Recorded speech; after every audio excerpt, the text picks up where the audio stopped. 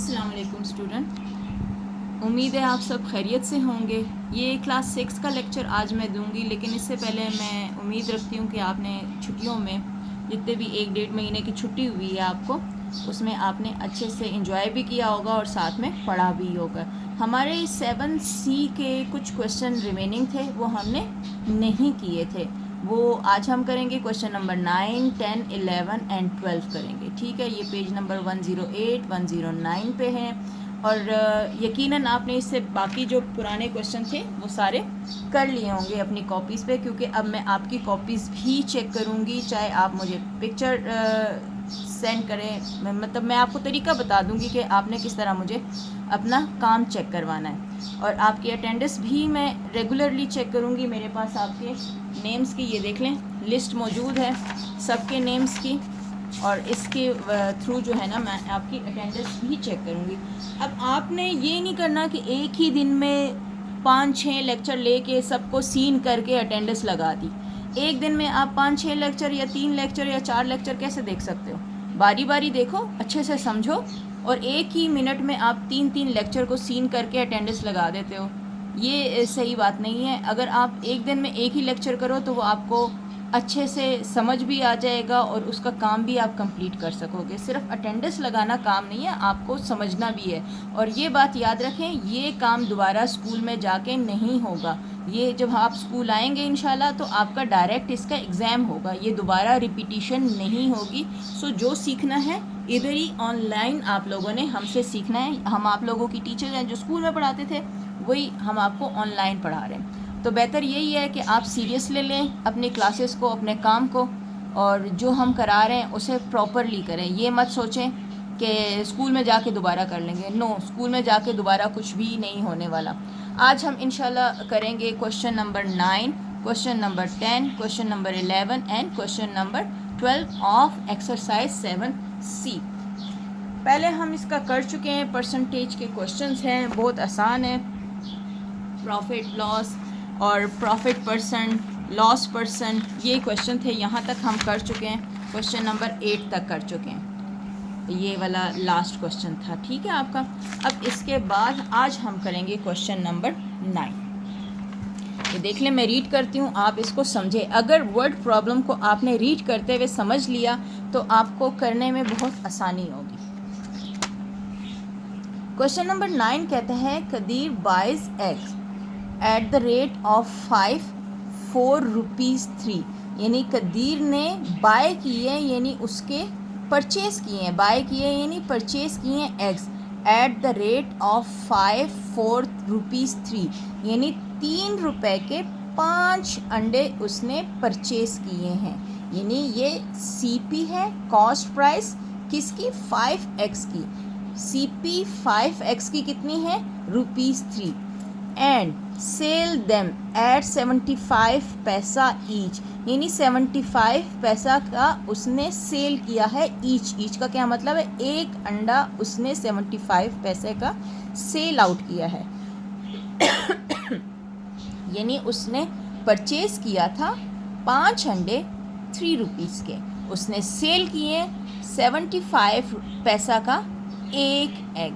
हमें cost price 5 egg की मालूम है, हमें कॉस्ट प्राइस 5 एग की मालूम नहीं है, हमें सेल प्राइस 5 एग की मालूम नहीं है, सिर्फ एक एग की सेल प्राइस मालूम है।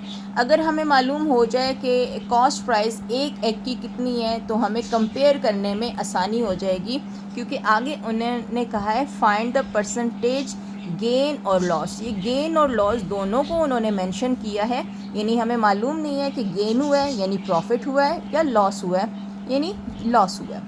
मुनाफा या नुकसान का हमें मालूम नहीं है। अगर हमें पता चल जाए कि एक अंडा कितने का ख़रीदा और एक अंडा कितने का बेचा, तो हमें पता चल जाएगा कि कितने 5 अंडे 3 रुपए के ख़रीदे हैं तो 5 अंडे कितने रुपए के बेचे हैं, तो हमें पता चल जाए। टोटल पता चल जाए, ये एक एक का पता चल जाए तो हमें ज़रा आसानी हो जाती है। ये सेल प्राइस थी यहाँ से, और ये कॉस्ट प्राइस थी। अब यहाँ है सेल, जो कॉस्ट प्राइस है वो रुपीज़ में है और जो सेल प्राइस है वो पैसा में है। आप लोगों को पता है कि 1 रुपये में 100 पैसा होते हैं। 1 रुपीज़ यानी 1 रुपीज़ इज़ इक्वल टू 100 पैसा। ठीक है, ये आप लोगों को पता है कि 1 रुपीज़ में 100 पैसा होते हैं। उस 100 पैसा में से 75 पैसा का एक एग उसने सेल आउट किया। तो ज़रा इन 3 रुपीज़ को भी हमने 75 मतलब पैसा में कन्वर्ट करना है। रुपीज़ को हम पैसा में कन्वर्ट कर रहे हैं। अब पैसा को रुपीज़ में क्यों नहीं कन्वर्ट करते? हमेशा हम छोटे यूनिट में कन्वर्ट करते हैं, बड़े यूनिट में अवॉइड करते हैं। छोटे यूनिट में कन्वर्ट करके उसे कैलकुलेट करना हमारे लिए आसान हो जाता है। अब देखें यहाँ पे क्या किया है इन्होंने कि कॉस्ट प्राइस ऑफ 5 एग, यही बोला था ना, cost price of 5 egg is ₹3, यानी कॉस्ट प्राइस 5 एग का इज़ इक्वल टू 3 रुपीज़।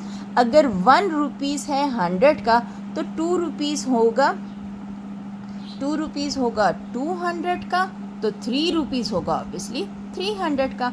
तो इन्होंने बता दिया है कि cost price of 5 eggs is equal to ₹3, mean के 300 पैसा का 3 रुपीज़ बिकम 300 पैसा हमने कन्वर्ट किया। जब भी हम छोटे में कन्वर्ट करते हैं मल्टीप्लिकेशन होती है, जब बड़े में कन्वर्ट करते हैं डिवीज़न होती है।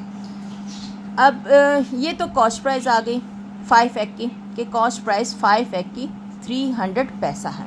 अब सेल प्राइस ऑफ 1 एग कितनी है, ये ऊपर दिया हुआ है आप लोगों को, ये देख लें।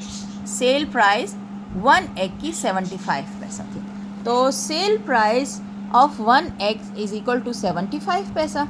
तो सेल प्राइस ऑफ 5 एग्स कितने होंगी, यानी कि sale price 1 egg 75, 2 egg 75 plus 75, 3 egg 75 plus 75 plus 75। अगर मैं 5 के फाइंड करूं, या तो 75 को 5 टाइम ऐड कर दूं, या दूसरा तरीका हम लोगों को पता है कि उसी को नंबर से मल्टीप्लाई कर दो, जितने का फाइंड करना है उसी से हमने मल्टीप्लाई किया। यानी 1 एग की प्राइस है 75 पैसा, तो 5 एग की प्राइस होगी 75 मल्टीप्लाई बाय 5, तो बिकम 375 पैसा। अब यहाँ पर आपको पता चल रहा है कि कॉस्ट है हमारे पास 300 एंड सेल है हमारे पास 375। जब कॉस्ट हमारी बढ़ गई है, ये सिक्का टूट गया है, cost price is less than sale price, cost price is less than sale price, यानी सेल प्राइस ज़्यादा है और कॉस्ट प्राइस कम है। तो इसका मतलब है कि हमें प्रॉफिट हुआ है। जब सेल प्राइस ज़्यादा होती है, कॉस्ट प्राइस कम होती है, तो प्रॉफिट होती है। ठीक है, अब हमने जो प्रॉफिट हुआ है उसको फाइंड करना है। प्रॉफिट फाइंड करने का क्या फार्मूला है? Profit is equal to SP minus CP। ये पहले भी हम कर चुके हैं, तो हमने यहाँ पर देख लें, ये फार्मूला यहाँ लगा दिया, ये यहाँ कंडीशन बता दी, यहाँ प्रॉफिट का फार्मूला लगा दिया। देख लें, हमने प्रॉफिट फाइंड कर लिया। प्रॉफिट आ गया 375 माइनस 300, तो आ गया 75। लेकिन उन्होंने कहा है फाइंड द परसेंटेज गेन और लॉस। तो प्रॉफिट को परसेंटेज में कन्वर्ट करने के लिए क्या करते हैं, प्रॉफिट का ये है फार्मूला। तो प्रॉफिट परसेंटेज में कन्वर्ट करने के लिए profit divided by CP multiply by 100। ठीक है, और अगर इसको परसेंटेज में डालना है तो दोनों साइड पे हमने परसेंटेज मल्टीप्लाई बाय 100 है, तो इसका मतलब है वो परसेंटेज में कन्वर्ट हो गया। देख लें, हमने यहाँ फार्मूला लगा दिया यहाँ पर कि profit percent is equal to profit divided by CP multiply by 100 and percent is equal to P की जगह हमने क्या लगा दिया, प्रॉफिट लगा दिया, जो कि हमारे ऊपर आया था 75। CP कितना है हमारे पास, 300 रुपीज़, 300 रुपीज़ किया मल्टीप्लाई बाय 100 एंड परसेंटेज का निशान। ये 2 0 से कट गए। ठीक है, 3 1 3, 3 25 75, तो ये 25 एंड परसेंट 25% उसका प्रॉफिट हुआ है एग्स बेचकर, यानी कि 5 अंडे उसने 3 रुपए के ख़रीदे हैं, तो 75 पैसा का एक एग वो बेचेगा, तो उसको 25% प्रॉफिट होगा, 25% प्रॉफिट होगा।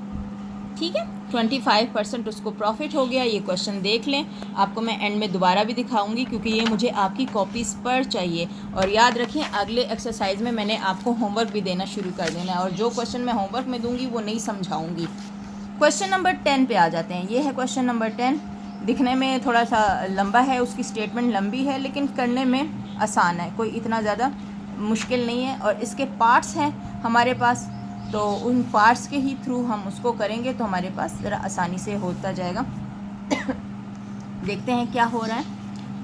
सारा परचेज सम लेमन, यानी सारा ने कुछ लेमन परचेज मीन उसने ख़रीदे हैं 4 रुपीज़ 50, यानी वो जो सम लेमन थे उनकी हमें तादाद मालूम नहीं है, लेकिन उसने वो कितने के ख़रीदे हैं, 50 रुपीज़ के ख़रीदे हैं एट द रेट ऑफ 3, यानी at the rate of 3 for a rupee यानी 1 रुपये के 3 लेमन लिए हैं, तो 50 रुपये के सम लेमन लिए हैं।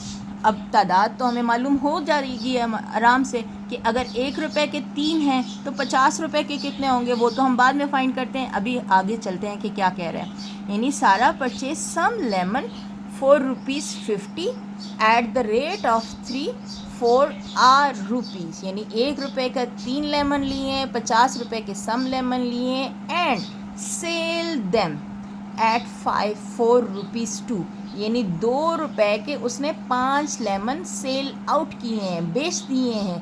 1 रुपये के 3 लेमन लिए थे तो 2 रुपये के 5 लेमन उसने बेच दिए हैं।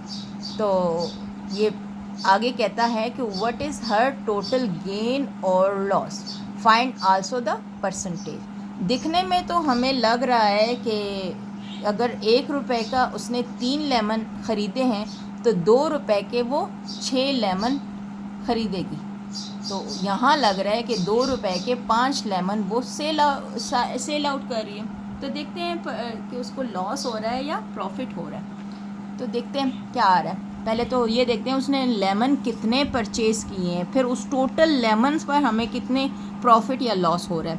4 रुपीज़ 1 लेमन परचेज 3, देखो ऊपर उन्होंने बताया था 3 फॉर आ लेमन, ये यहाँ पर जैसे इन्होंने दिखाया।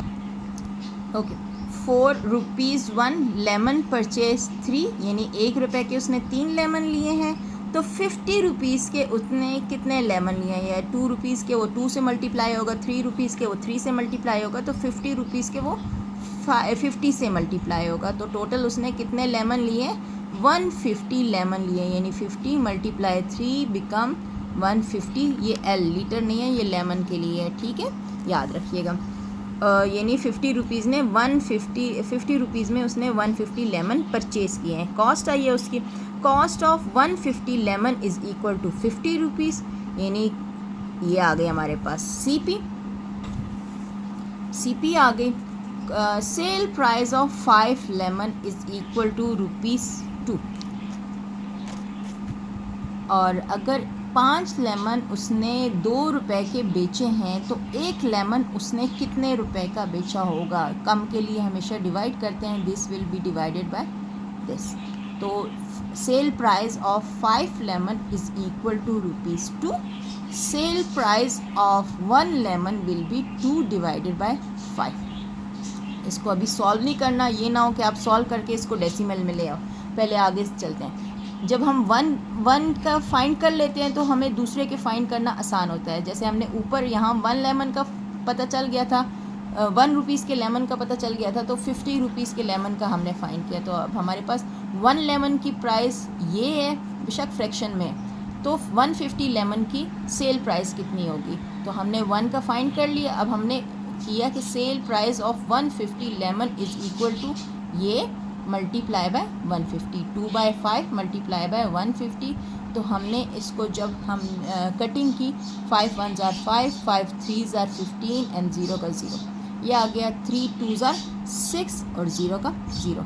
कॉस्ट प्राइस हमारे पास आ रही है 50 और सेल प्राइस हमारे पास आ रही है 60, यानी sale price is greater than cost price. ठीक है, ये दिया हुआ है, sale price is greater than cost price, mean के प्रॉफिट हो गया है उसको।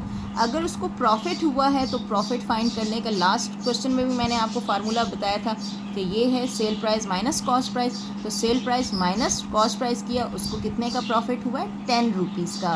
50 का उसने ख़रीदा, 60 का बेचा, 10 रुपीज़ का उसको प्रॉफिट हो गया। तो उसको परसेंटेज में कन्वर्ट किया, फार्मूला लिखा। शॉर्टकट नहीं मारना कि फार्मूला एक क्वेश्चन में आ गया तो बार बार नहीं लिखना, हर क्वेश्चन में हर चीज़ लिखनी है। Profit percent is equal to profit divided by CP multiply by 100%। P क्या है हमारे पास ₹10, सी पी क्या है हमारे पास ₹50, मल्टीप्लाई बाय 100, रुपीज़ से कट गया, ये ज़ीरो एक 50 का एक ज़ीरो इससे कट गया, 5 1 ज़ार 5, 5 2 ज़ार 10, 2 10 ज़ार 20 और ये परसेंटेज का निशान, यानी 20% उसको प्रॉफिट हुआ है सायरा को लेमन सेल आउट करने में। ये देख लें, उसने लेमन परचेज़ किए और उसके ये आई हमारे पास कॉस्ट प्राइस, और फिर जब सेल आउट किए तो ये आई उसके सेल प्राइस। तो इन दोनों को हमने कंपेयर किया, सेल प्राइस ज़्यादा थी, प्रॉफिट हुआ, फिर प्रॉफिट निकाला, प्रॉफिट को हमने परसेंटेज में कन्वर्ट कर दिया। अब क्वेश्चन नंबर हम करेंगे 11। This is the second last question of the exercise. ठीक है, अब देखें क्वेश्चन नंबर 11 कहता है purchasing 25 transistor mean radio at the rate of ₹675 each, 675 each, यानी 25 ट्रांजिस्टर उसने 675 ईच का लिया, यानी एक की प्राइस थी ₹675, उसने टोटल ख़रीदे थे 25 ट्रांजिस्टर। अब retailer has a total gain of ₹2700, यानी जो बेचने वाला था उसको जो है ना रिटेलर को ₹2700 गेन हो गया। उसने कितने का सेल आउट किया हमें नहीं मालूम, लेकिन उसने ये बता दिया है कि मुझे ₹2700 गेन हो गया है, प्रॉफिट हो गया। अब क्वेश्चन कहता है कि find the cell price of each, यानी हर एक की सेल प्राइस बताओ। Cell price of each find करना तो आसान है, लेकिन पहले हम ये देखें कि 25 की कॉस्ट प्राइस कितनी है, यानी एक की प्राइस ये है तो 25 की कितनी है। तो उसने जब ये प्रॉफिट लिया है तो 25 की सेल प्राइस क्या होगी, तो उसमें हम एक की सेल प्राइस फाइंड कर लेंगे। सिंपल सी बात है, एक की कॉस्ट प्राइस ये है, इसको हम 25 से मल्टीप्लाई करेंगे, 25 की कॉस्ट प्राइस आ जाएगी। तो उसमें से ये वाला प्रॉफिट को साइड पे करेंगे तो हमारे पास यानी प्रॉफिट हुआ है, तो प्रॉफिट का फार्मूला हम लगाएंगे cell price minus cost price. Total उसको ये प्रॉफिट हुआ है, उसने कहा था टोटल गेन ऑफ ₹2700, एक एक पे प्रॉफिट नहीं, टोटल पे प्रॉफिट। तो हमने टोटल की कॉस्ट प्राइस फाइंड कर ली और टोटल के प्रॉफिट तो मालूम है। टोटल की सेल प्राइस फाइंड करेंगे, उस टोटल की सेल प्राइस में से हम एक की सेल प्राइस अलग कर देंगे, वो तो आसान तरीका है। लेकिन पहले हम टोटल की कॉस्ट प्राइस फाइंड करेंगे। देख लें, cost of 1 transistor is equal to ₹675। 1 transistor की क्या है कॉस्ट है 675, तो 25 की क्या प्राइस होगी, ऑब्वियसली दोनों को मल्टीप्लाई कर देंगे, हमारे पास आया 16,875, 16,875। कॉस्ट हमारे पास आ गई है 16,875। ठीक है, प्रॉफिट हमारे पास ये है, कॉस्ट हमारे पास ये है, प्रॉफिट का फार्मूला हमारे पास ये आ गया, यानी कि प्रॉफिट ये फार्मूला जो मैंने लिखवाया था ये सेम। लेकिन अब हमने सेल प्राइस इसमें फाइंड करनी है, तो सेल प्राइस इधर ही छोड़ दो और कॉस्ट प्राइस को उधर ले आओ, यानी यहाँ माइनस हो रही थी तो उस साइड पे आके इक्वलिटी की दूसरी साइड पे आके वो प्लस हो जाएगी। और जब भी हम इक्वलिटी की दूसरी साइड पे कोई चीज़ मूव करते हैं उसको हमेशा राइट साइड पे लिखते हैं। ये देखें, अगर मैं यहाँ लिखूँ कि प्रॉफिट, अगर मैं इस कॉस्ट प्राइस को मूव करती हूँ तो मैं प्रॉफिट के राइट साइड पे, प्रॉफिट को मैंने लिखा उसके राइट पे मैंने कॉस्ट प्राइस लिख दिया। यहाँ साइन चेंज हो जाएगा, यहाँ माइनस था तो इस साइड पे आके ये प्लस हो गया। अब ये इक्वेशन यूँ बन गई क्योंकि हमें सेल प्राइस फाइंड करनी है, प्रॉफिट की वैल्यू डाली, कॉस्ट प्राइस की वैल्यू डाली, सेल प्राइस की हमने निकाल लेनी है। 2700 प्लस 16,875 दोनों को हमने ऐड कर दिया तो हमारे पास सेल प्राइस आ गई, दैट इज़ 19,575। ठीक है, ये टोटल सेल प्राइस आई है, एक नहीं आई है, टोटल आई है। अब ये 25 ट्रांजिस्टर्स की सेल प्राइस आई है। Cell price of 25 transistor is equal to 19,575। तो 1 की कैसे फाइंड करेंगे कि सेल प्राइस ऑफ 1 ट्रांजिस्टर, इसको हम इससे डिवाइड कर देंगे। लास्ट क्वेश्चन में भी मैंने आपको बताया था, दोनों डिवाइड हो गए, ये आ गया। अब ये अचानक 783 आया है, तो 25 का टेबल पड़ा है। अगर आप 5 का टेबल से भी कटिंग कर लो तो आपके पास लास्ट में 783 ही आएगा। ठीक है, ये आपकी कटिंग करके आ गया हमारे पास। एक ट्रांजिस्टर की सेल प्राइस 783, यानी उसने परचेज़ किया था 675 का। अगर क्वेश्चन में हम देखें तो 675 का उसने परचेज़ किया एक ट्रांजिस्टर, और उसने सेल आउट किया है 783 रुपीज़ का। ठीक है, इट वॉज क्वेश्चन नंबर 11। बहुत आसान है, बस आपने उसके जो स्टेटमेंट है ना उसको बहुत अच्छे से रीड करना है। रीड करो, नहीं समझ आता बार बार रीड करो, तो आप जब तक स्टेटमेंट को क्लियरली समझ नहीं लोगे आपको सॉल्व करना मुश्किल होगा। ठीक है, सबसे आसान तरीका है कि स्टेटमेंट को अच्छे से समझ लो। अब क्वेश्चन नंबर 12 है, इसके मतलब 3 पोर्शन में आएगा। आपको पीछे आंसर में भी 3 आंसर मिलेंगे। आसान है, बहुत आसान है, बस 3 मुख्तलिफ़ किस्म के क्वेश्चन उन्होंने एक दूसरे के साथ जोड़ दिए, यानी एक ही प्राइस को 3 से वो रिलेट कर दिया इन्होंने। आप देखें, a pair of shoes, question number 12, a pair of shoes which cost ₹320, which cost ₹320 was sold at a loss of 5%। यहाँ तक ये एक क्वेश्चन आ जाता है। ठीक है, ये नहीं कि उसकी सेल प्राइस थी कितनी, हमें ये पता है कि उसने कॉस्ट थी उसकी 320 कॉस्ट थी, और उसको लॉस हुआ है 5% का। तो यहाँ पे मिसिंग क्या है? Sale price. हमने यहाँ पे सेल प्राइस फाइंड करनी है। ठीक है, ये हमें मालूम है। अब ज़रा इन्होंने बोला नहीं है, लेकिन हमने सेल प्राइस फाइंड करनी है, क्योंकि ये एक अलग, जब तक सेल प्राइस फाइंड नहीं होती हम अगले वाले पार्ट तक जा नहीं पाएंगे। अगला वाला पार्ट ज़रा इसका पढ़ें, आगे यहाँ से शुरू होता है। What was the selling price of it if it were sold as a profit of 20%। कहते हैं कितने का बेचें उसको, कि हमें उन्हीं शूज़ को कितने का बेचें। उसने ख़रीदा कितने का था? 320 का। कितने का हम उसको सेल आउट करें कि उसको प्रॉफिट हो जाए 20% का। ये नहीं कि हमने पहले इसकी सेल प्राइस फाइंड की है, फिर उसी को ज़ाहिर है हम साथ में जब ओरिजिनल वाली हमें पता चलेगी तो हमें इसका भी मालूम हो जाएगा। ये यहाँ तक आपका आ गया सेकंड पार्ट। फिर आगे देखें, यानी हम कितने का उसको बेचें कि हमें 20% प्रॉफिट हो, लॉस ना हो। फिर आगे कहते हैं find also the gain percent if it were sold for ₹360। अगर मैं उसको सेल कर दूं, सेल प्राइस 360 हो, तो मुझे बताओ कि कितने परसेंट मुझे गेन होगा। ये इसका तीसरा क्वेश्चन है।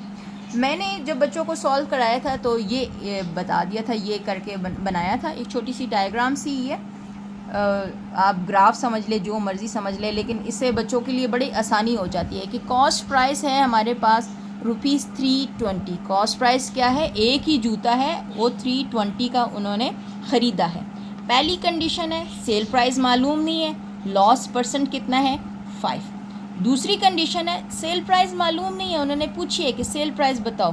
प्रॉफिट भी नहीं मालूम, प्रॉफिट तो गिवन है, प्रॉफिट मालूम है 20%, यानी सेल प्राइस बता दो कितनी है, प्रॉफिट 20% है, और कॉस्ट प्राइस तो सबके लिए सेम है।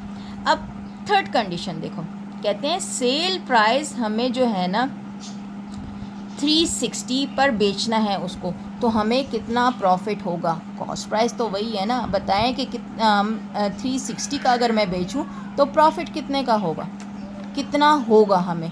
320 की ख़रीदी, 360 का बेचा, प्रॉफिट कितना हुआ। 320 का ख़रीदा, कितने का बेचूं कि प्रॉफिट 20% हो। 320 का ख़रीदा, कितने का बेचूं कि लॉस 5% हो। अब ये 3 पोर्शन आपके पास आ जाते हैं। पहले हम ये 5% वाला करेंगे, फिर 20% वाला, और ये फिर आखिर में प्रॉफिट फाइंड करने वाला। This is our last question, ठीक है, बहुत मुश्किल नहीं है, अलग अलग करेंगे तो आपको आराम से हो जाएगा।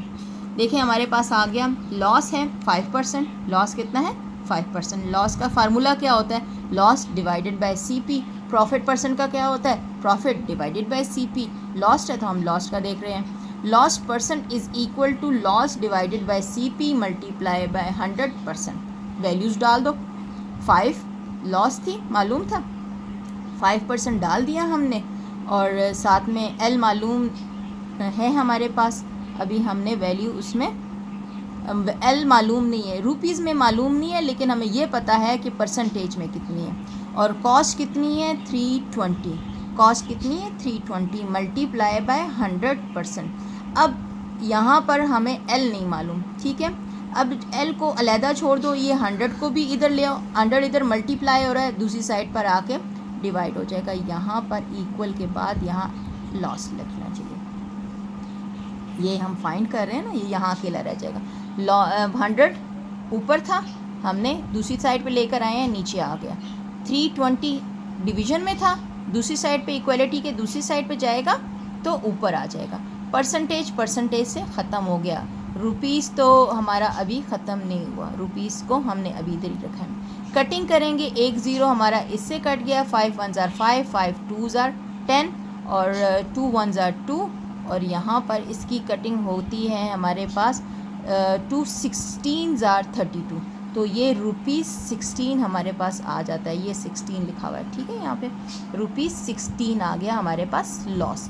अगर हमारे पास लॉस आ जाता है 16 रुपीज़, तो हमारे पास देखें कॉस्ट प्राइस मालूम है, ठीक है, लॉस्ट मालूम है, तो सेल प्राइस बड़े आराम से निकल आएगी। हमारे पास क्या फार्मूला है लॉस का, loss is equal to CP minus SP, CP minus SP।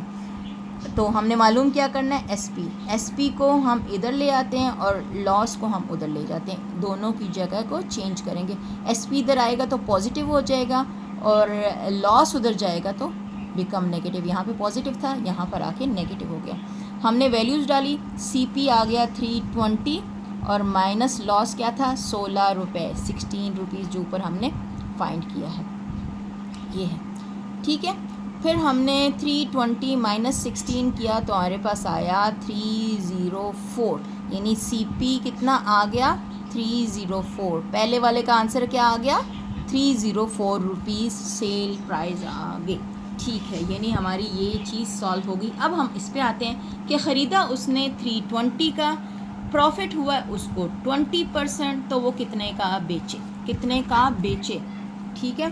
तो देखते हैं, प्रॉफिट उसको हुआ है 20%, और 20% का प्रॉफिट फार्मूला लगा दिया हमने, profit percent is equal to profit divided by CP multiply by 100%, ठीक है। अब प्रॉफिट की जगह हमने उसके वैल्यूज़ लगा दी। P मालूम नहीं है कि एग्जैक्ट कितना प्रॉफिट था, परसेंटेज मालूम है हमारे, ये वैल्यूज़ डाल दी। जिस तरह हमने लॉस ऊपर फाइंड किया था, ठीक है, इसी तरह हमने यहाँ पे प्रॉफिट फाइंड कर लिया। प्रॉफिट हमने ये फाइंड किया, यहाँ जो मल्टीप्लाई हो रहा है वहाँ डिवाइड होगा, जो यहाँ डिवाइड हो रहा है दूसरी साइड पे मल्टीप्लाई होगा, ये यहाँ पे प्रॉफिट आ गया। प्रॉफिट आया हमारे पास ₹64, ₹64 आ गया, ठीक है। अब यहाँ हमने क्या किया कि प्रॉफिट का फार्मूला लिखा, हमने मालूम क्या करना है, हमने SP मालूम करना है। तो हमने क्या किया कि CP को दूसरी साइड पे ले गए, CP यहाँ नेगेटिव है, दूसरी साइड पे आया तो वो पॉजिटिव हो गया, पॉजिटिव हो गया इज़ इक्वल टू SP, ये आ गया। यहाँ हमने वैल्यूज़ डाले, दूसरे पेज पे आ जाएं आप, ये देखें वैल्यूज़ डाली है हमने, ये था profit plus CP is equal to SP, दोनों को ऐड किया, हमारे पास आ गया 384 rupees is equal to sale price, ठीक है। ये हमारे पास वो दूसरा वाला आ गया कि अगर हम 20% प्रॉफिट लेते हैं तो कितने का बेचेंगे, ये उसके सेल प्राइस आ गए, ठीक है। अब यहाँ पर थर्ड से शुरू करते हैं। अगर हमने कहते हैं कि थर्ड में इन्होंने कहा था कि अगर आप सेल आउट करते हो 360 का, ख़रीदा है आपने 320 का, तो प्रॉफिट कितना होगा। अब ये दो चीज़ें हमें मालूम है, सीपी है 320, एसपी है हमारे पास 360। तो SP is greater than CP, profit हो रहा है, प्रॉफिट हमने फाइंड कर लिया, फार्मूले में लगाया, वो किया, सिंप्लीफिकेशन की, तो प्रॉफिट हमारे पास आया ₹40। अब उसकी परसेंटेज हमने फाइंड करनी है। परसेंटेज का फार्मूला हमें मालूम है, profit percent is equal to profit divided by CP multiply by 100%। Values डाल दी। पी क्या था हमारे पास ₹40, सीपी क्या था हमारे पास ₹320 मल्टीप्लाई बाय 100%। रुपीज़ से कट गया, ज़ीरो से कट गया, 4 1 ज़ार 4, 4 8 ज़ार, और ये आ गया 8 डिवाइडेड बाय 100 डिवाइडेड बाय 8। तो अगर हम इसको सिंप्लीफाई करें तो ये मिक्स फ्रैक्शन में आ जाता है, तो यूँ आ गया, इसको सिंप्लीफाई किया तो हमारे पास ये आ गया 12 1.5%, 12 1.5%, या आप इसको लिख सकते हो 12.5%। ये आपका आ गया, यानी कि पहले के आपके पास आई है 304 रुपीज़ सेल प्राइस, दूसरे की आपके पास आई है 384 रुपीज़ सेल प्राइस, और थर्ड वाले की आई है 12.5% प्रॉफिट।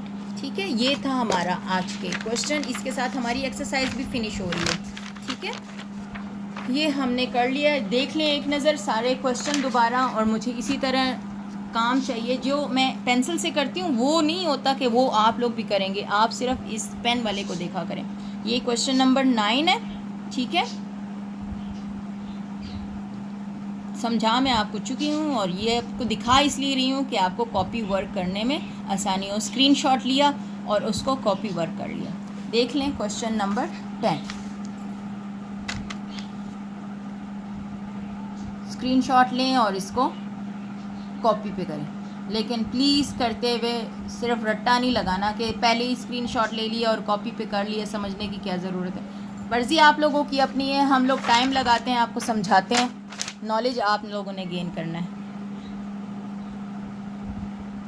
पढ़ लें तो ज़्यादा अच्छी बात है, क्योंकि आते साथ ही हम लोगों ने आपको रिवाइज़ नहीं करना, सिर्फ आपसे पेपर लेने हैं, तो आप इसको अच्छे से करना शुरू कर दें। ये था question number 11 and this was question number 12।